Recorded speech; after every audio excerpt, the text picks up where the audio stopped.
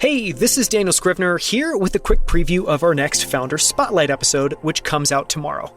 In it, I sit down with co-founder and CEO of R0, Ben Boyer, which has created the world's first continuous autonomous disinfection system. R0 combines powerful UVC hardware devices, which they call nodes, and are capable of removing pathogens, germs, and bacteria from both the air as well as surfaces, with powerful software that connects all of these devices and monitors their performance in real time. What's fascinating is that R0 has modernized and is scaling a very old technology, which is UVC. UVC is a form of ultraviolet light with a wavelength of 200 to 280 nanometers, which effectively destroys and inactivates bacteria and viruses. It was awarded a Nobel Prize for its discovery in 1903, and still 120 years later, it is underutilized.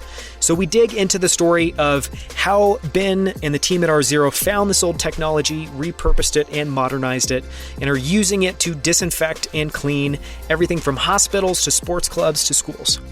Here's one of my favorite clips from this episode. Tune in tomorrow for more. First off, there is no sort of playbook for all businesses. It depends on the team. It depends on the culture. It depends on the product, the space, who you're competing with. And so I think there was some early, recognition that what we're trying to do is pretty different.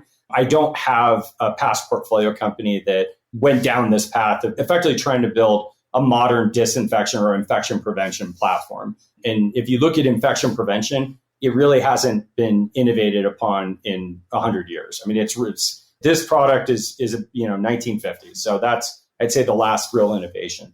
But what I did learn from 20 plus years of investing is a lot of lessons as to what not to do and how important it is to have alignment on the team and communication. What we did in the early days of this was, I know at some point we'll look back on it with pride. And I do have pride today. We're just moving too quickly to really think about it. But we went as hard as I think any startup has. So we incorporated in April. We raised a seed round in May. We raised our Series A in August. We delivered this product in September, and we booked over $40 million in 5 quarters after that. And so that required a level of effort and I think continuity in terms of strategy, all people rowing in the right direction. It's rare to find. And why I think we were able to do that was because of the mission. We wanted to get the product out because we wanted to help. And we felt like every day that we wasted, there was an opportunity for some additional person to get sick and maybe die. That worked. I would say we built R0 in the early days based on a lot of adrenaline, a lot of coffee, and that will not scale forever. And you have to eventually start planning things and the like. And so I think as I look back on past investments that didn't work or some that did, that were successful at this, I was able to take certain lessons and apply them. I think one of the things that I had seen break companies was culture. And it's not to say there is a singular culture to build a company, but you have to define what that culture is early and then hire against it.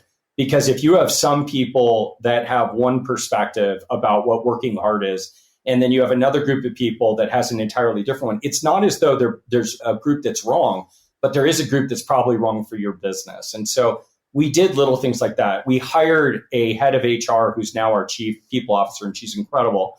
And we did it early. We made investments in some of the people infrastructure early. And I know that is going to pay off as we go from 150 people to 300 people. But again, I think the advantage I had versus maybe another first-time entrepreneur was I had just seen I've learned a lot of lessons in 20 years. Some are good, a lot are bad. And we try to avoid as many of the negative lessons as possible.